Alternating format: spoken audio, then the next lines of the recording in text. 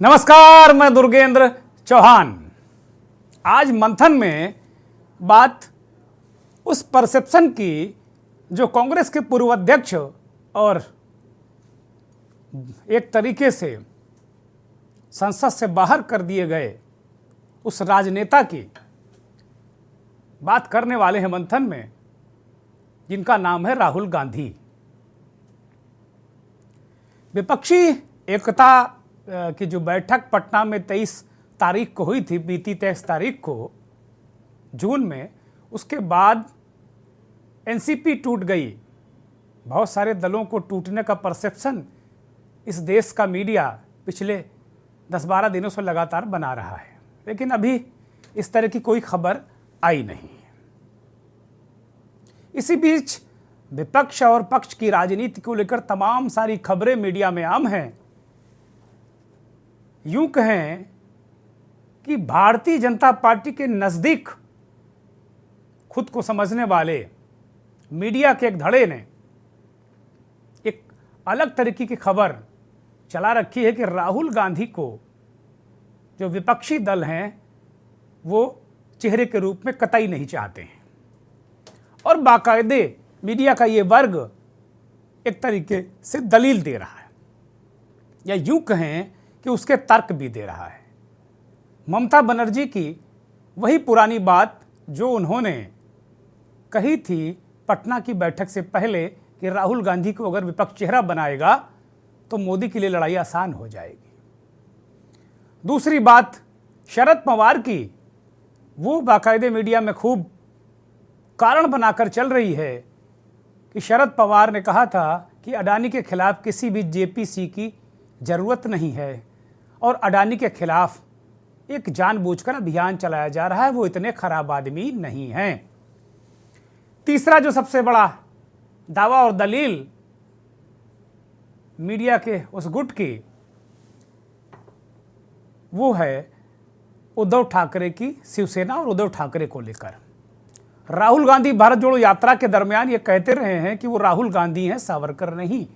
इस बात को लेकर जाहिर सी बात है महाराष्ट्र में सावरकर को लेकर राजनीति गरमाई, उद्धव ठाकरे पर हमले हुए, शिंदे वाली शिवसेना ने उन पर हमले किए, उद्धव ठाकरे को अपनी पोजीशन लेनी पड़ी और उन्होंने अपना पोस्चर लिया और कहा कि राहुल गांधी के इस वक्तव्य से वो सहमत नहीं, ये बर्दाश्त नहीं किया जाएगा, क्योंकि सावरकर वीर थे और उन्होंने बहुत यातनाएं सहकर लड़ाई लड़ी। जाहिर सी बात है कि महाराष्ट्र के लिए सावरकर को शिवसेना नहीं छोड़ सकती। ये एक तर्क है। अखिलेश यादव भारत जोड़ो यात्रा में नहीं गए, अपने प्रतिनिधि भेज दिए। ये तर्क है कि अखिलेश यादव राहुल गांधी को चेहरा नहीं चाहते। केसीआर साथ नहीं आ रहे, ये तर्क दिया जा रहा है कि राहुल गांधी को वो चेहरा नहीं चाहते। लेकिन सबसे बड़ा सवाल ये है कि राहुल गांधी अभी खुद कानूनी दांवपेच में इतना फंसे हैं कि वो कहाँ चुनाव लड़ने की स्थिति में हैं। और ऐसे में राहुल गांधी ने हरियाणा में जाकर धान बो दिए। भाजपा से थोड़ा दूरी रखने वाले पत्रकारों ने कहा कि राहुल गांधी किसके धान बो रहे हैं। तो मंथन में आज मेरा यही सवाल होगा कि राहुल गांधी वास्तव में किसके धान बो रहे हैं।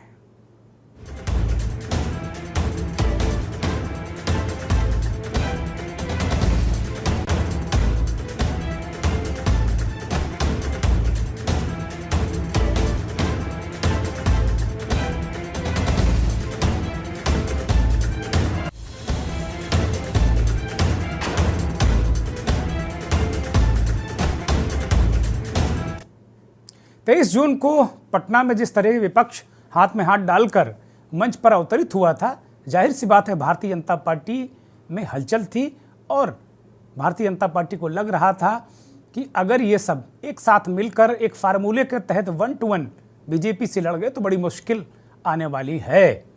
और इसीलिए एनसीपी को तोड़ने की जो योजना बहुत दिनों से चल रही थी वो तत्काल अंजाम दे दी गई, और ये संदेश और संकेत विपक्ष को दिया गया कि बीजेपी को हल्के मत लेना। इसके बाद विदेश से लौटकर प्रधानमंत्री ने ताबड़तोड़ हमले किए, भोपाल, इसके अलावा वो आदिवासी इलाके शहडोल में गए, वहाँ उन्होंने हमला किया, बनारस में आए वहाँ उन्होंने हमला किया, उत्तर प्रदेश में भी वो गोरखपुर में थे वहाँ भी उन्होंने हमला किया। और प्रधानमंत्री ने कहा कि जो सारे लोग हाथ में हाथ मिलाकर खड़े थे, ये जेल जाने से बचने के लिए खड़े थे, ये सारे चोर, लुटेरे, भ्रष्टाचारी हैं। नरेंद्र मोदी की गारंटी ये है कि सारे भ्रष्टाचारियों को जेल भेज देंगे, ये गारंटी प्रधानमंत्री ने दी। और कोयला घोटाला, 2G घोटाला, 4G घोटाला, जितने भी घोटाले थे 2014 में जिन घोटालों का जिक्र उन्होंने किया था, वो सारे घोटाले वो मंचों से प्रधानमंत्री कहने लगे हैं। और एक परसेप्शन वो बनाने की कोशिश कर रहे हैं कि विपक्ष भ्रष्टाचारी है, लेकिन दूसरी तरफ विपक्ष के नेता हैं, वो एक साथ आने के लिए लगातार कवायद कर रहे हैं। खबर यह है कि नीतीश कुमार का एक तरीके से संयोजक के पद पर नामांकन हो गया है। औपचारिक ऐलान 12 जुलाई को बंगलुरु बैठक में होगा, जहां विपक्ष के नेता एकत्र होंगे और उस बैठक की कमान नीतीश कुमार पटना बैठक में पहले ही मल्लिकार्जुन खड़गे के हाथ दे चुके हैं, यानी कि कांग्रेस के हाथ दे चुके हैं।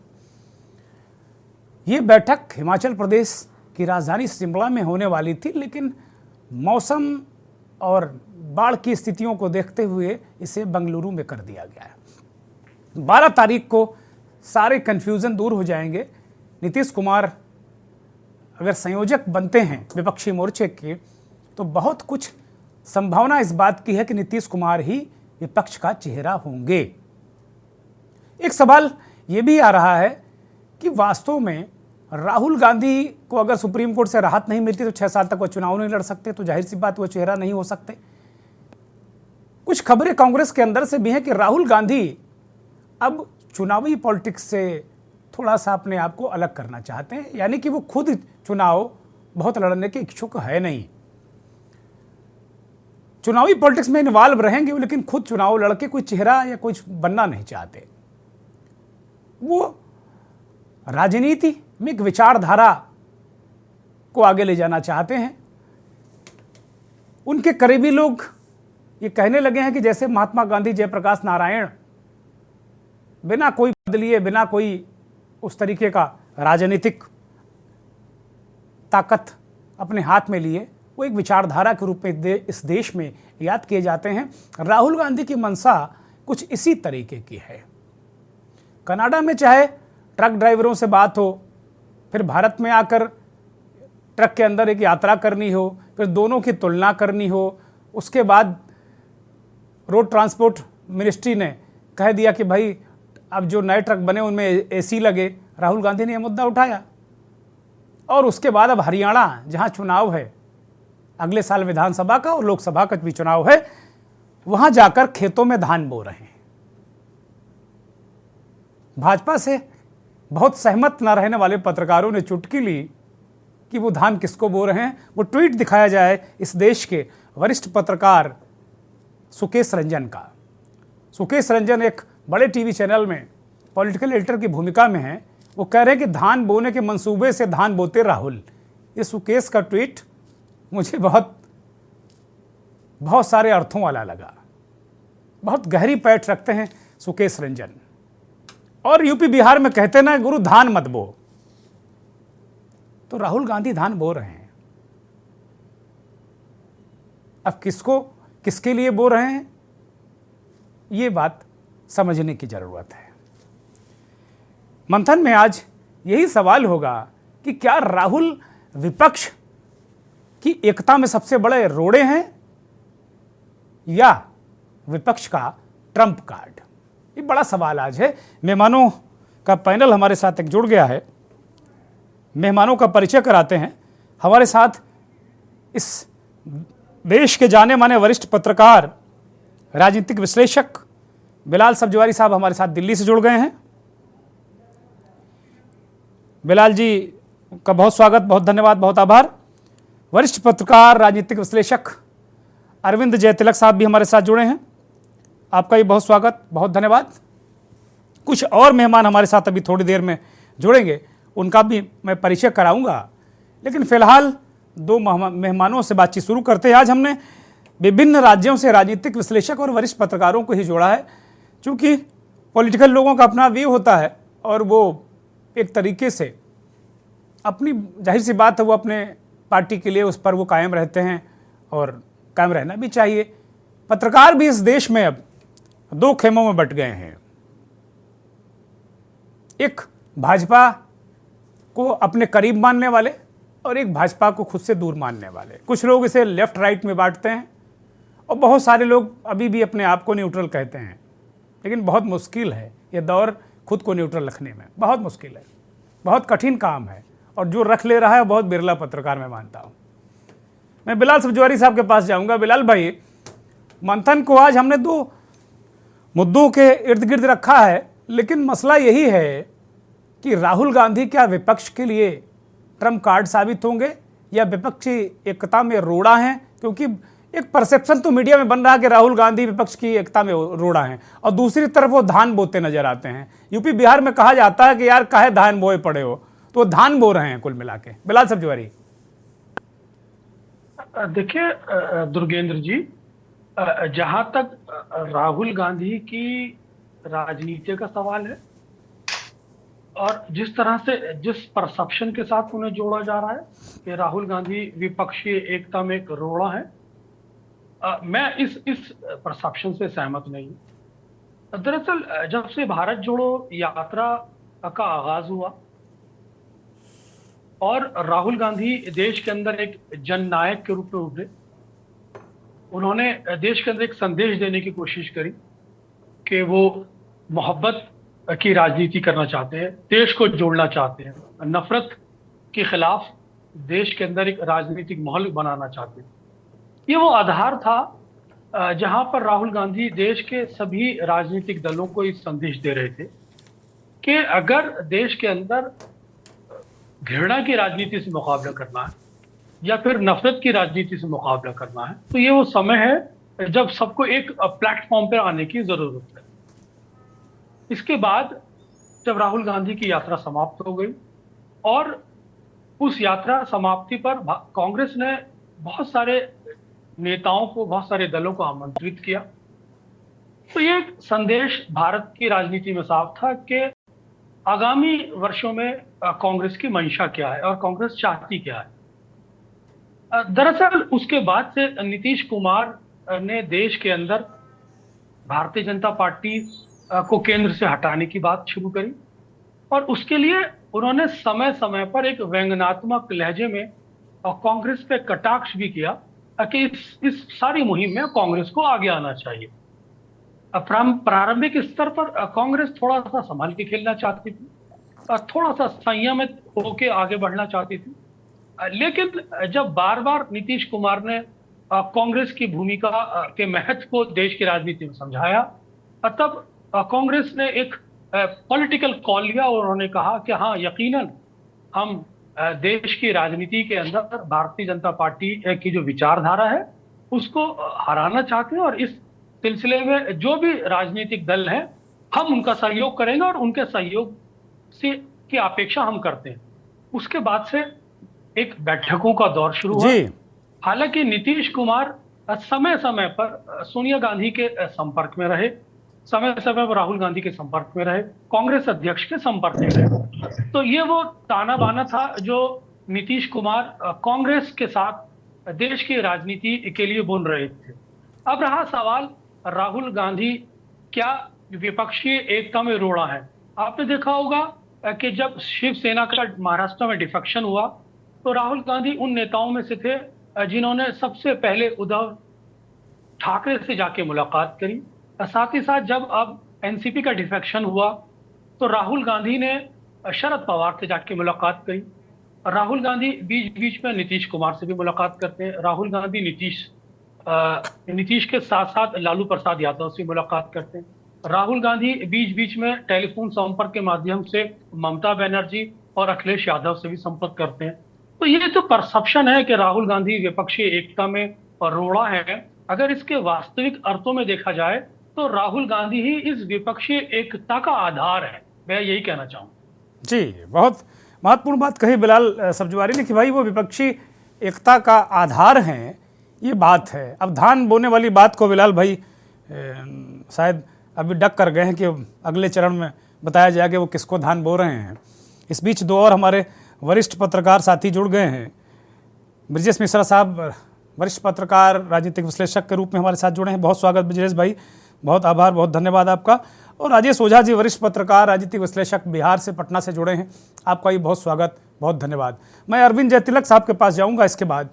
अरविंद जी, एक परसेप्शन आप भी देख रहे होंगे, बहुत पुराने पत्रकार हैं आप खबरें पढ़कर देख लीजिए, वेबसाइट खबरें, अखबारों की खबरें, चैनलों को देखकर आपको लग जाएगा एक सीधा सीधा परसेप्शन बन रहा है और वो तर्क दिए जा रहे हैं कि राहुल गांधी को चेहरे के रूप में इस्तेमाल नहीं किया जाएगा। आज मैं एक दो तीन जगह देख रहा, इस तरह की खबरें लग रही थी कि भाई विपक्ष की राह में उनका चेहरा रोड़ा है, क्योंकि कांग्रेस उन्हें उनके चेहरे को, या कुछ लोग नीतीश लालू उनके चेहरे को आगे कर रहे हैं, दूसरे दल बिदक रहे हैं।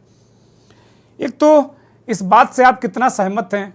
दूसरा मसला ये है कि राहुल गांधी विपक्ष के लिए रोड़ा हैं या ट्रम्प कार्ड हैं, या वो एक तरीके से खुद को चुनावी राजनीति से अलग करके, मतलब अपने आप को Rahul Gandhi as a person, बाकी चुनावी तो अभियानों और रैलियों में वो रहेंगे, क्या ऐसा नहीं लगता आपको कि वो खुद एक विचारधारा बनने की कोशिश कर रहे हैं, या उनके अंदर तमन्ना है कि भाई मैं भी एक विचारधारा के रूप में जाना जाऊं? अरविंद भाई। जी दुर्गेन जी, देखिए राहुल गांधी रोड़ा भी है और मेरा मानना है कि उम्मीद भी है। रोड़ा इस अर्थ में है कि जो क्षत्रिय दल है, जो छत्रप हैं, जो गैर कांग्रेसवाद की उपज है, वह चाहते तो हैं कि राहुल गांधी जो है मौलवी का काम करें, निकाह कराएं, लेकिन दुल्हन पर कब्जा करके न बैठे। उनकी ये धारणा है, यानी चेहरा जो है राहुल गांधी भले हों, लेकिन जब जो है सरकार बनाने की स्थिति आए तो वह सरकार न बनाने पाए। उसके अपने मौजूद कारण है। क्षत्रिय छत्रपों को अच्छी तरह मालूम है कि आज जो उनकी सियासी जमीन है वो कभी कांग्रेस की हुआ करती थी, और वो अच्छी तरह जानते हैं कि कांग्रेस के उभरने का मतलब जो क्षेत्रीय छत्रपों की अपनी सियासी जमीन है उसका खिंच जाना तय है। आप तेलंगाना को देख लीजिए, बिहार को देख लीजिए, आप जो है उड़ीसा को देख लीजिए, पश्चिम बंगाल को देख लीजिए, तमिलनाडु को देख लीजिए, आंध्र को देख लीजिए। लगभग जो है 1/3 से अधिक जमीन जो है वह जो है कांग्रेस की हुआ करती थी, और आज जो है वह जो है क्षत्रिय छत्रपों के। स्वाभाविक रूप से उनको लगता है कि अगर राहुल बहुत अधिक शक्तिशाली होकर के उभरे तो हो सकता है कि हम लोगों के लिए परेशानी का सबब बन जाए।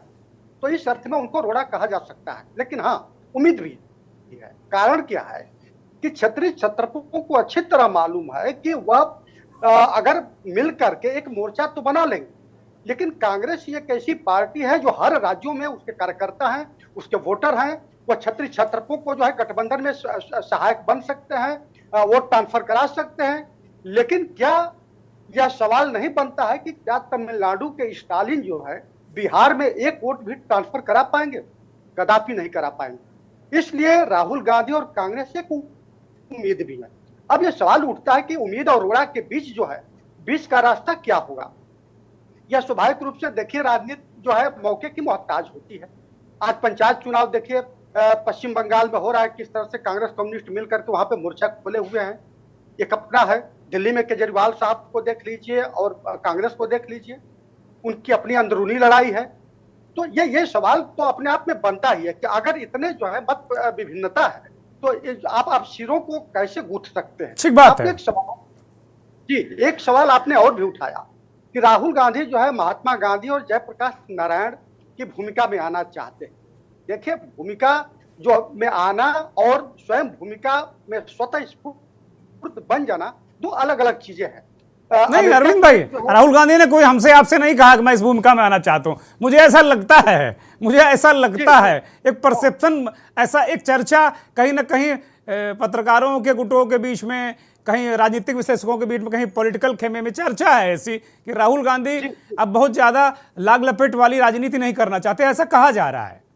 हाँ दुर्गा जी, मैं इस पर जोड़ूंगा। अमेरिका में एक थिएटर कंपनी थी, उसमें एक व्यक्ति जो है अब्राहम लिंकन का रोल करता था लगभग 30 साल तक।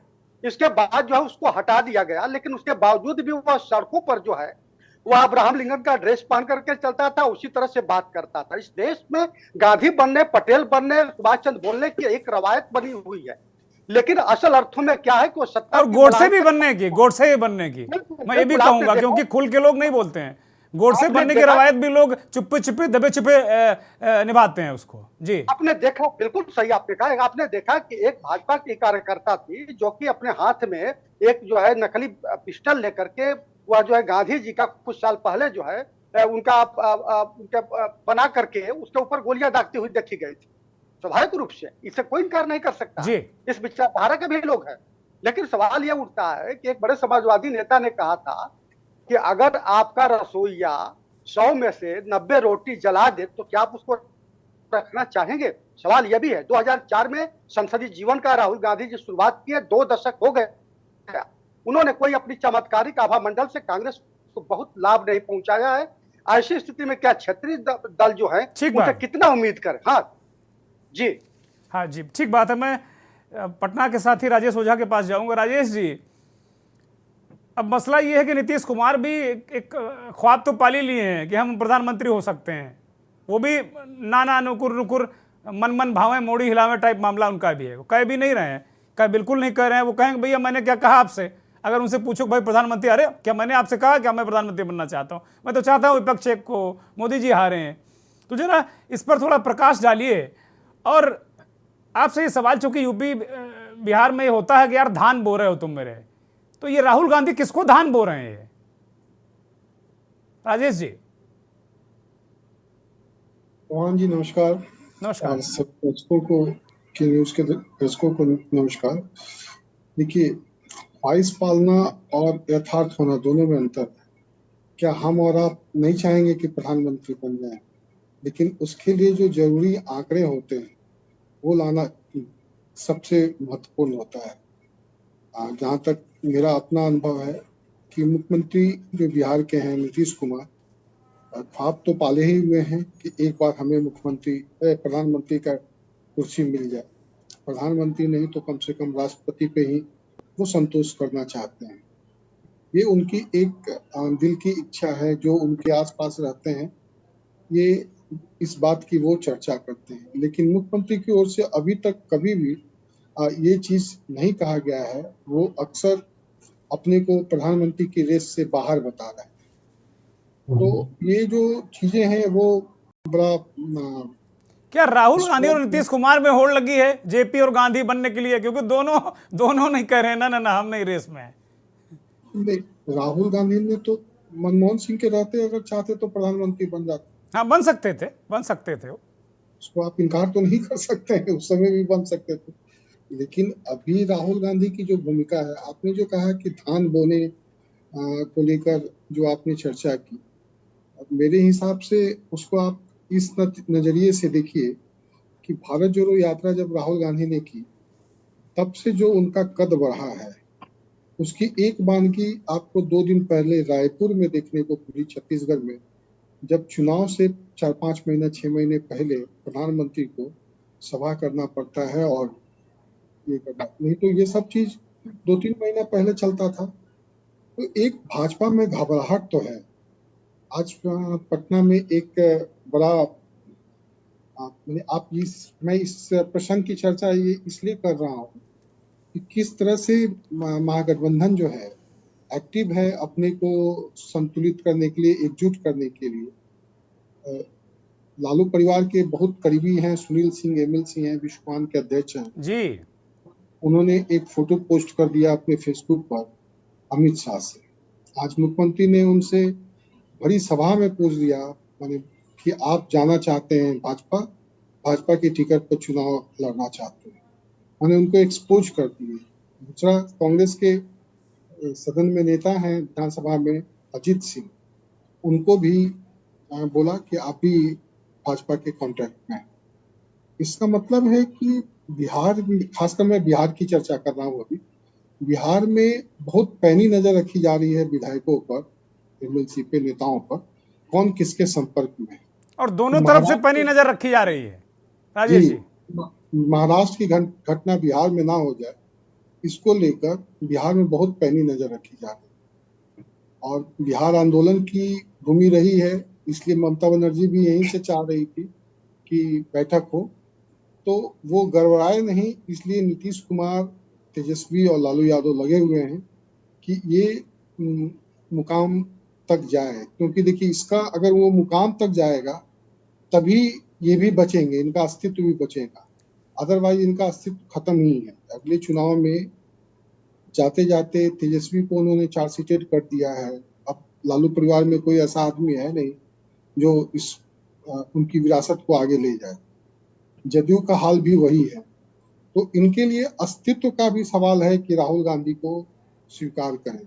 वो ये जानते हैं कि पूरे देश भर में कांग्रेस ही एक ऐसी पार्टी है जी, हर जगह जनाधार है। पद यात्रा तो प्रशांत किशोर भी कर रहा है, तो उसका कितना लाभ मिल रहा है, जबकि इतने बड़े राजनीतिकार हैं, उसका कोई लाभ तो नहीं मिल रहा है। लेकिन राहुल गांधी ने जो किया वो चर्चा में है, क्योंकि पार्टी का जनाधार है। तो वो जो चीजें हैं, हमको लगता है कि माने एकजुटता में कहीं कोई सवाल नहीं है। ममता दीदी भी चाहती है कि महागठबंधन बने। जम्मू मतलब से राहुल गांधी रोड़ा नहीं है राजेश जी आपके मुताबिक विपक्ष की एकता में, आप ऐसा मानते हैं? एकदम। दूसरा कि राहुल गांधी का जो कनेक्टिविटी बढ़ा है जी। लोगों से, इससे मेरा व्यक्तिगत मानना है कि भाजपा में बेचैनी है। भाजपा के नेताओं ने भी इस बात को स्वीकार करने लगे हैं कि ये जो उनकी एक्टिविटीज है इससे थोड़ी परेशानी बढ़ रही है। ये बिहार भाजपा के नेताओं का इस तरह से मैंने ऑफ द रिकॉर्ड स्वीकार करना ये बता रहा है कि राहुल गांधी का ये जो मैकेनिक, ट्रक चालक या फिर जाकर किसानों के साथ मिलना, ये कहीं ना कहीं उनके लिए इसका मतलब यूपी बिहार की भाषा में अगर कहा जाए तो वो धान बो रहे हैं बीजेपी को। बड़ा महत्वपूर्ण जो मैं सवाल पूछ रहा था राजेश जी से, राजेश जी ने लगभग भले ही दूसरे शब्दों में उन्होंने ये बता दिया कि भाई राहुल गांधी जो धान बो रहे हैं हरियाणा में, वो बेचैनी बिहार में भी है। एक ब्रेक के लिए रुक रहा हूँ और ब्रेक के बाद आऊँगा तो फिर मेहमानों से और भी आगे की चर्चा करूँगा।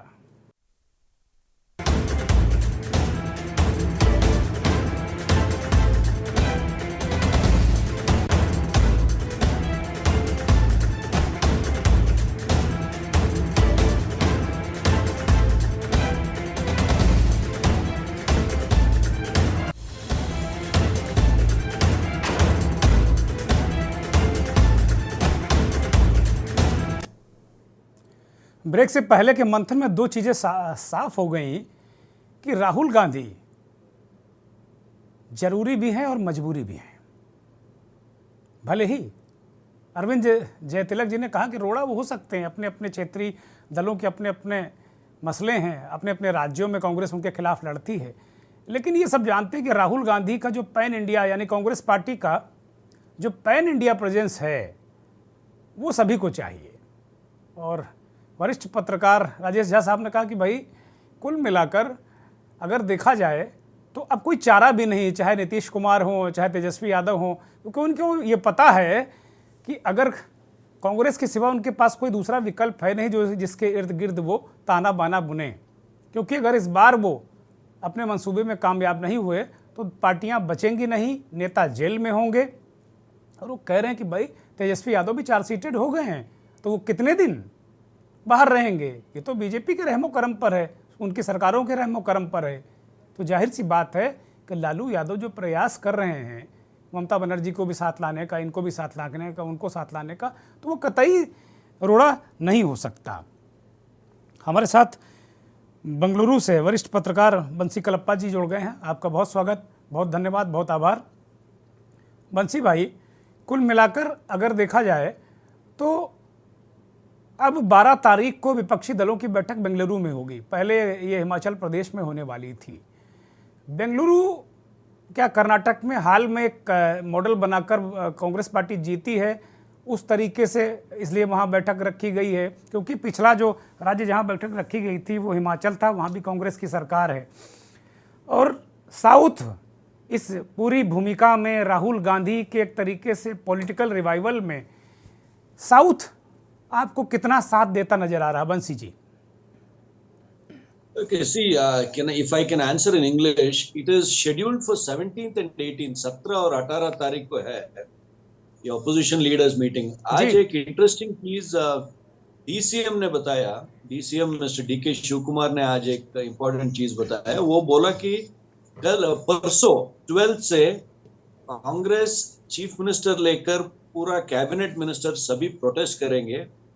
वो बोला प्रोटेस्ट इसीलिए करेंगे क्योंकि राहुल गांधी के अगेंस्ट एक कॉन्स्पिरेसी हुआ है, तो ये अपोज करने को वो प्रोटेस्ट कर रहा है। तो there is some very important point in this, because this protest will come just 5 days before the crucial opposition leaders meeting in Bangalore. जी So the Congress hasn't forgotten the importance of this. So what could happen is this protest, which starts on 12th, will continue till 13th. I mean, we will be in the media on 13th and 14th. So they get a huge play, an advantage when the opposition leaders meeting begins. And will they convert it into an agenda in the opposition leaders meeting is a big question. Because if they do that, it will be a huge advantage for the Congress. जी Because as Mr. D.K. Shivkumar confirmed that Ms. Sonia Gandhi, who was the former chairperson of UPA, is one of the invitees. The AICC president, Mr. Mallikarjun Kharge, has invited her, he explained. So should she accept the invitation and participate, it could make a huge difference for this opposition leaders meeting here. बंसी जी, क्या ये देखने को मिल सकता है कि वहाँ कोई एक जो विपक्षी मोर्चा है, चाहे उसको यूपीए कह लें या कोई और नाम हो सकता है कि दे दिया जाए, क्या नीतीश कुमार का चेहरा वहाँ आगे होते नजर आ रहा है क्या? जैसा कि आप कह रहे हैं सोनिया गांधी भी वहाँ आ सकती हैं, सोनिया गांधी यूपीए की चेयरपर्सन रही हैं, तो हो सकता है कन्वीनर के रूप में नीतीश कुमार को वहाँ प्रेजेंट कर दें। और दूसरा मेरा सवाल था आपसे, आप अंग्रेजी में कंफर्टेबल हैं तो उसमें ही बोलिए, कोई दिक्कत नहीं है, लेकिन क्या साउथ राहुल गांधी को किस तरह ले रहा है? साउथ किस तरीके से राहुल गांधी की लीडरशिप को या उनके इर्द गिर्द जो विपक्ष का ताना बाना है उसे कैसे देख रहा है? वो विपक्ष के लिए एक लाइबिलिटी है, एक रोड़ा है उसकी एकता में, या एक तरीके से उसके लिए वो सहायक हैं विपक्षी एकता के लिए? See, in the south, if you see the response to Rahul Gandhi, you can see the response in the Bharat Jodo Yatra. So from the time he started his yatra, the response he received was very massive in all the 4 southern states, whether it be Tamil Nadu, Kerala was very, very massive, Karnataka was very high, also Telangana, Andhra. So if you see the response is received from the south, very, very humongous response. I'm only going with the Bharat Jodo Yatra response. So if you look at Rahul Gandhi, he also represented a constituency in Kerala, which is Wayanad. So he's had a huge traction in Kerala. Wayanad is at the right northern tip of Kerala. So, very, very massive traction he's had in the south. So even in Karnataka, because it's of course true that Congress is ruling in Karnataka now. But at the time of the Yatra, the BJP was ruling. And in spite of it, he received a very massive response all through the 10 days that he passed through Karnataka. So if that is an indicator of the response to Rahul Gandhi. ठीक बात है। मैं अब ब्रजेश मिश्रा साहब के पास आऊँगा, चुनाव विश्लेषक हैं। ब्रजेश जी नमस्कार जी। उत्तर प्रदेश में आप हैं, उत्तर प्रदेश से कहते हैं कि जो भी सरकारें बनती हैं या जो केंद्र का रास्ता उत्तर प्रदेश से जाता है, बहुत सारे प्रधानमंत्री उत्तर प्रदेश से हुए हैं, मोदी जी को भी उत्तर प्रदेश से चुनाव लड़ना पड़ा आकर। मैं यही कह सकता हूँ, मैं भी एक उत्तर प्रदेश का वासी हूँ, तो इसलिए मुझे ज़्यादा गर्व और गौरव की अनुभूति हो रही है कि भाई यहाँ प्रधानमंत्री को भी चुनाव लड़ने के लिए आना पड़ता। वैसे सारा देश बड़ा महत्वपूर्ण है और सारी जगह से जब चीज़ें आती हैं, लेकिन उत्तर प्रदेश में चूँकि बहुत सारी सीटें हैं, राहुल गांधी को लेकर जाहिर सी बात है कांग्रेस पार्टी का यहाँ संगठन नहीं, बहुत सारी चीज़ें नहीं, अखिलेश यादव अभी असमंजस में हैं। राहुल गांधी को विपक्ष की राजनीति में आप, जैसे वही सवाल आपसे भी है कि रोड़ा मानते हैं कि उनको एक तरीके से एसेट मानते हैं, और जो वो धान बोने वाला जो उनका प्रतीक है, क्योंकि प्रतीकों की राजनीति बीजेपी भी करती है और अब कांग्रेस भी करने लगी है। तो यूपी में जानते हैं गली चबूतरे चौराहों पर ये कहा जाता है यार धान मत बो, यार परेशान मत करो, है ना। तो ये वाली स्थिति में आप किस तरह देखते हैं पूरे सिनेरियो को, विपक्ष और भारतीय जनता पार्टी को उसके आईने में? देखिए, उत्तर प्रदेश के विशेष संदर्भ में अगर आपका सवाल है तो मैं आपका ध्यान आकृष्ट करना चाहूंगा कि उत्तर प्रदेश में विगत 5-6 वर्षों में सारे राजनीतिक प्रयोग हो चुके हैं। ये तो आप सब लोग मानते हैं। हर तरह के गठबंधन बन चुके हैं, और एक विश्लेषक होने के नाते जो मेरा अपना दृष्टिकोण है, हो सकता है वो मेरा निजी हो और हो सकता है उससे जाहिर सी बात है सब लोग सहमत नहीं होंगे, लेकिन जहां तक 2024 के चुनाव की तैयारी का प्रश्न है जिसमें प्रतिपक्ष तैयारी कर रहा है, मैं समझता हूं कि प्रधानमंत्री जैसे पद के लिए ये राष्ट्रीय राजनीति की सबसे बड़ी घटना होती है और बहुत पहले से प्रत्याशी तय किया जाना चाहिए था। दूसरा ये कि जैसा कि अभी एक अन्य विश्लेषक ने भी कहा, राहुल गांधी जी कर्नाटक चुनाव के पहले भारत जोड़ो यात्रा में रहते हैं और जब भी कोई विपक्ष का ऐसी कोई मीटिंग होती है तो वो कोई ऐसा बड़ा भारी जन प्रभाव पैदा करना चाहते हैं जिससे कि उनकी सर्वमान्यता बढ़ जाए विपक्ष के अंदर। तो अगर आप इस तरह से देखेंगे तो जो ये एक बड़ी भारी बात ये खड़ी हो रही है कि राहुल गांधी जी और कांग्रेस जो उनकी पार्टी है, अगर वो इन सब चीजों को इसलिए करते हैं कि वो प्रधानमंत्री पद के उम्मीदवार बनाए जाएं और विपक्ष की तरफ से वो सबका प्रतिनिधित्व करें, और अभी अभी कुछ ऐसे लोग भी कह रहे थे कि भाई ऐसा है कि नीतीश कुमार जी को प्रोजेक्ट कर सकते हैं, तो मैं समझता हूं कि पहला तो अभी इन लोगों ने कोई मुद्दे नहीं दिए हैं, सिर्फ एक मुद्दा है कि इनको मोदी को हटाना है। दूसरा एक मुद्दा ये है कि जितने भ्रष्टाचार के आरोप हैं उस पर सब चुप्पी है, कोई एजेंडा नहीं दिखा रहे हैं। प्रधानमंत्री के पद का प्रत्याशी अभी तक आया नहीं है और 2024 में चुनाव है। कौन व्यक्ति होगा, उसके क्या विचार होंगे, वो किस तरह से राष्ट्रीय राजनीति में अपने को प्रचारित करेगा, किस तरह से उसकी सर्वमान्यता विकसित होगी और कौन कौन से मुद्दे होंगे और किस तरह से जो है वो सभी क्षेत्रीय छत्रपों को लेकर के एक सामूहिक नेतृत्व का प्रदर्शन कर सकेंगे, किस तरह से वो अपनी राजनीतिक परिपक्वता का प्रदर्शन करेंगे। ये सब बातें आज देश बहुत आगे बढ़ चुका है। देश में एक ऐसे लोग भी रहते हैं जो बहुत बड़े बौद्धिक समाज से हैं और वो हमारे देश की पब्लिक ओपिनियन को इन्फ्लुएंस करते हैं। हम लोग मास मीडिया से इन्फ्लुएंस होते हैं तो हम सोशल मीडिया से भी इन्फ्लुएंस होते हैं।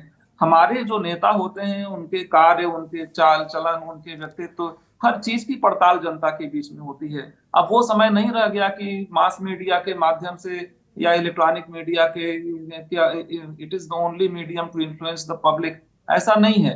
तो हम लोगों को ये समझना पड़ेगा कि अगर कोई ऐसा प्रतिपक्ष का नेता पहले आवे, वो अपनी नीतियां बतावे, अपने विचार स्पष्ट करे, और बहुत सारे ऐसे मुद्दे हैं देश के सामने जिस पर कोई विचार उपलब्ध है ही नहीं। तो प्रश्न यहाँ पर यह खड़ा है कि आप अगर पिछले 75 वर्षों की राजनीति की बात करेंगे तो भारत की राजनीति राष्ट्रीय स्तर पर व्यक्ति केंद्रित रही है।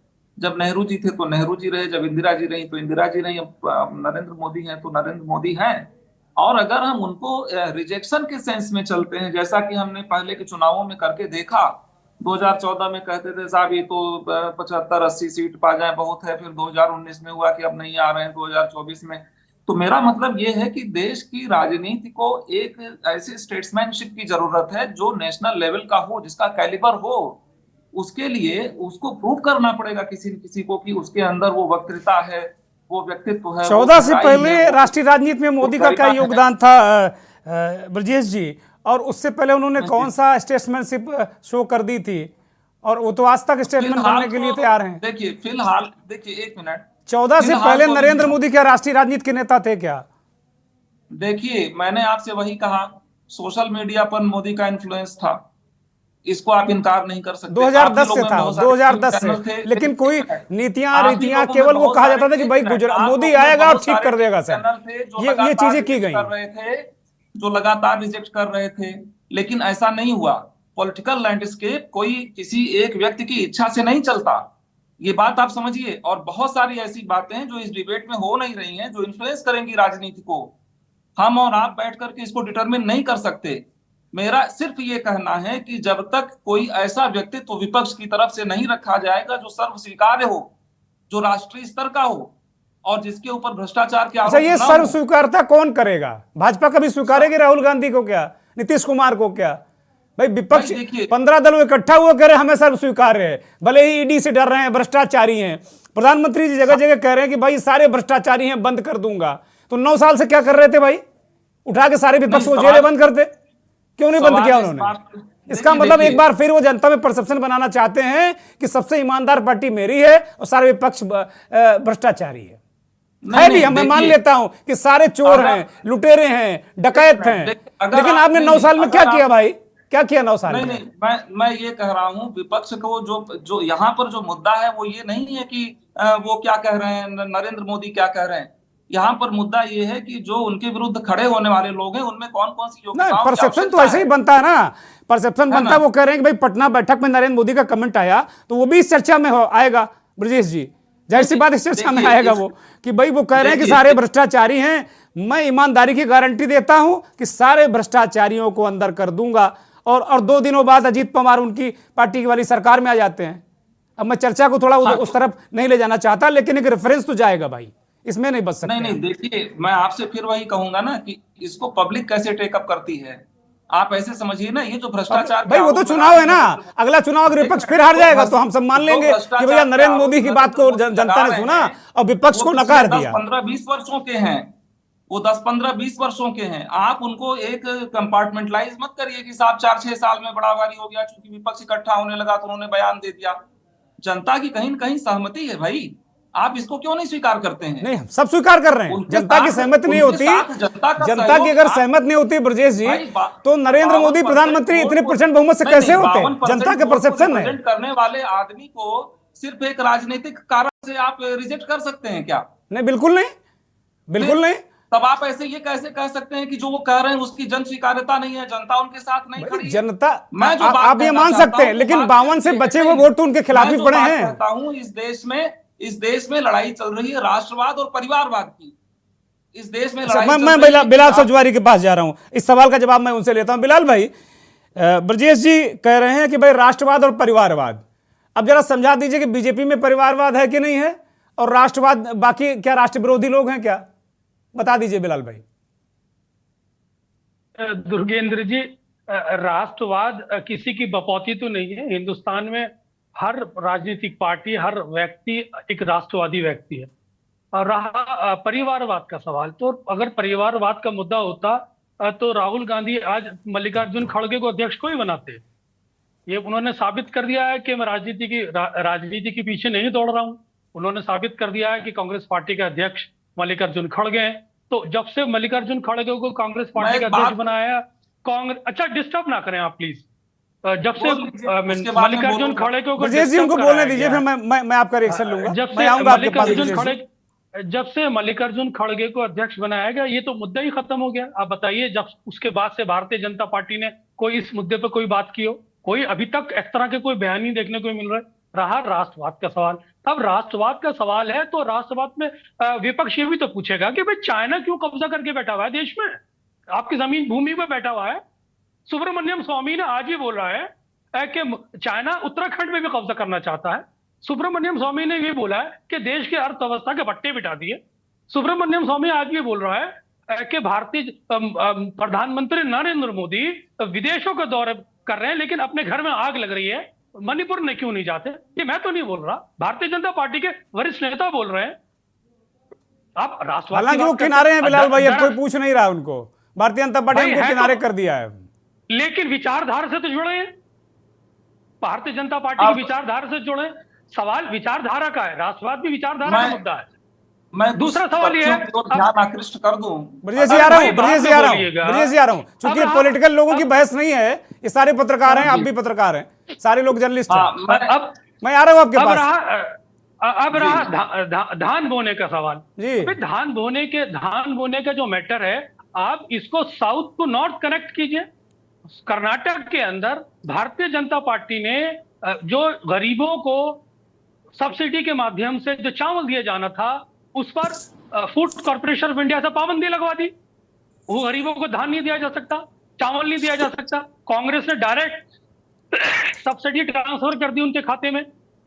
तो राहुल गांधी का ये मैसेज है कि अगर आप हमारी जन नीतियों के अंदर अवरोड़ा पैदा करेंगे, गरीबों के हम जो हमने वादे किए थे, जिसके मैंडेट पे हम जीत के आए थे, हम गरीबों को चावल देना चाहते हैं, तो मैं आपके राज्यों में धान बो दूंगा, यानी कि मैं आपके जड़ों में पानी डाल दूंगा और धान बो के मैं देश के अंदर इतना चावल उगाऊंगा जो गरीबों को भी मिलेगा और आपकी जड़ों में पानी भी पड़ेगा। ठीक बात, इसका अर्थ यह है। ठीक बात बिलाल भाई, 10 सेकंड का 10 सेकंड बोलिए कंप्लीट करिए। Last second. अब रहा सवाल कि राहुल गांधी ने क्या करिश्मा किया। राहुल गांधी के नेतृत्व में कर्नाटक जीते, राहुल गांधी के नेतृत्व में हिमाचल जीते, राहुल गांधी के नेतृत्व में विपक्षी एकता रूप धारण कर रही है। विपक्ष अपने आप में एक चेहरा है।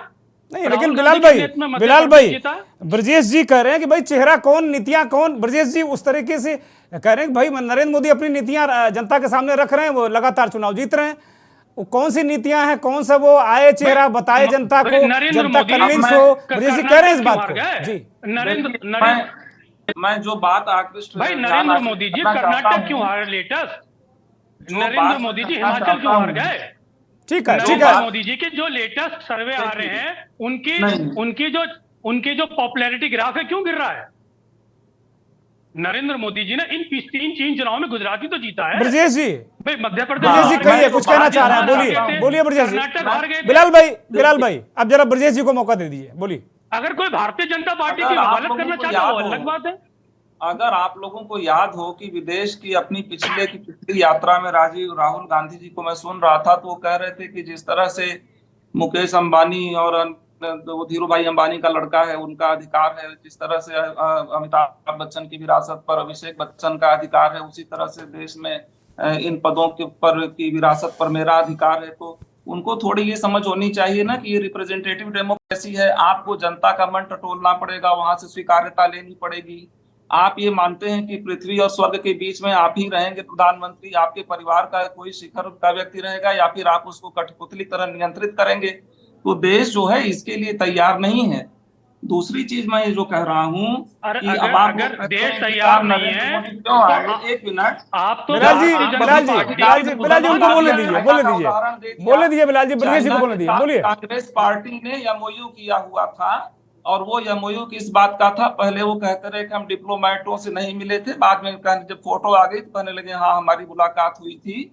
और इसी तरह से राहुल गांधी जो है वो एक पॉकेट पॉलिटिक्स कर रहे हैं कि एक स्पेसिफिक वोट को लेकर के, एक स्पेसिफिक कैटेगरी को लेकर के वो कर रहे हैं अपनी राजनीति को। और उससे क्या होता है, सिर्फ राजनीति में आपका अस्तित्व बना रहता है, आप कोई राष्ट्रीय व्यक्तित्व उससे नहीं बन बहुत महत्वपूर्ण बात। मैं ये सवाल लेकर मैं जाऊंगा बंसी ब्रजेश जी, रोक रहा हूं आपको, बंसी कलप्पा जी के पास जाऊंगा। बंसी जी, ब्रजेश जी ने कहा कि राहुल गांधी, बिलाल भाई मैं आ रहा हूं, प्लीज बिलाल भाई मैं आ रहा हूं आपके पास, मैं आ रहा हूं, पहले बंसी जी को ले लेता हूं क्योंकि इस वक्त बहुत कम है मेरे पास। बंसी जी, ब्रजेश जी ने कहा कि राहुल गांधी पॉकेट की राजनीति कर रहे हैं। वो इस पॉकेट की राजनीति से वो राष्ट्रीय राजनीति में उनका वो कद नहीं बन सकता। वो पॉकेट की राजनीति करते रहेंगे, उनकी पार्टी जीवित रहेगी। राहुल गांधी कांग्रेस के पूर्व अध्यक्ष कहलाते रहेंगे। हो सकता है सुप्रीम कोर्ट से निर्णय आ जाए, वो फिर चुनाव लड़ें, संसद हो जाए, लेकिन कुछ कर नहीं सकते वो। बंसी जी, See, in all this, this is critical to understand that it's a question of leadership, and it is very true that Congress needs a stronger leadership. So Congress has already replaced, they have already got Mr. Mallikarjun Kharge as the AICC president. Yes, of course, there is a leadership issue here. Nobody can deny that. And I guess Congress will need to understand that there is a leadership issue and work towards it. I would like to raise one more point, sir. I want to say when Congress was ruling in several states, Rahul Gandhi did not go to learn how a chief minister functions. He could have taken the post of the prime minister when he had the chance to get it. He could have tried to learn something. Now he is going to a motorbiker, then he is going to a farm की धान बो रहे हैं। तो this kind of beating about the bush will not do. Brajesh जी, आप बात बिल्कुल ठीक कर रहे हैं। मोटर से चल रहे हैं, वो ट्रक वाले के जा रहे हैं, वो धान बो रहे हैं, इससे कुछ नहीं बोलेगा। तो भाजपा को चिंता किस बात की? हमारा अब तो पत्रकार हैं, भाजपा परेशान क्यों होती है? दुर्गेंद्र जी,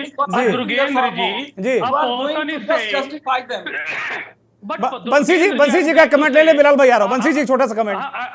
I would like to say a person who is walked down from Kanyakumari to Kashmir 4,500 kilometers, and this guy is saying the politics of pocket, so strange. I don't understand. What does it mean by vote bank politics? Vote bank तो मोदी जी भी कर रहे हैं भाई, बिना vote के देखिए भाई, बिना वोट के क्या माला जपने के लिए थोड़ी आया है कोई, सारे लोग वोट की राजनीति कर रहे हैं।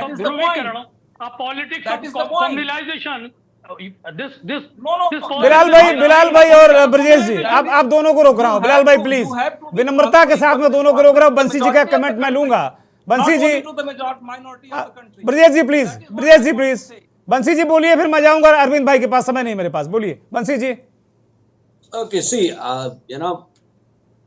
Rahul Gandhi, of course, has taken out a massive padayatra from the south to the north. Now he plans to do it from east to west. All this is true. But it is true that there is a real leadership issue within the Congress.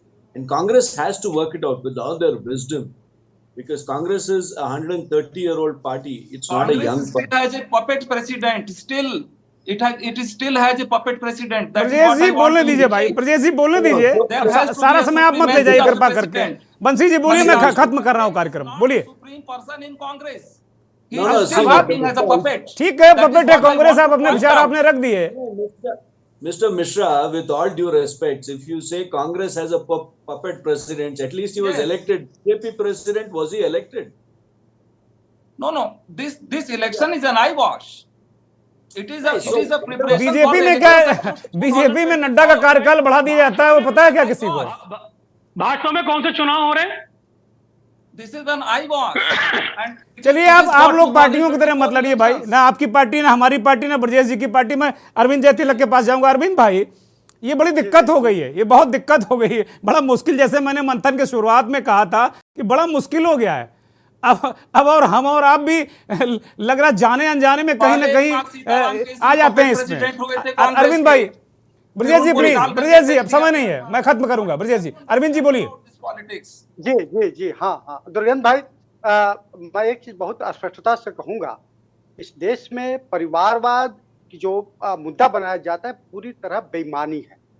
इस देश की जनता जो है परिवार के लोगों को चुनती है, बाकायदे चुनती है, डंके की चोट पर चुनती है, लगाम देती है, कमान देती है और बाकायदा वो शासन करते हैं।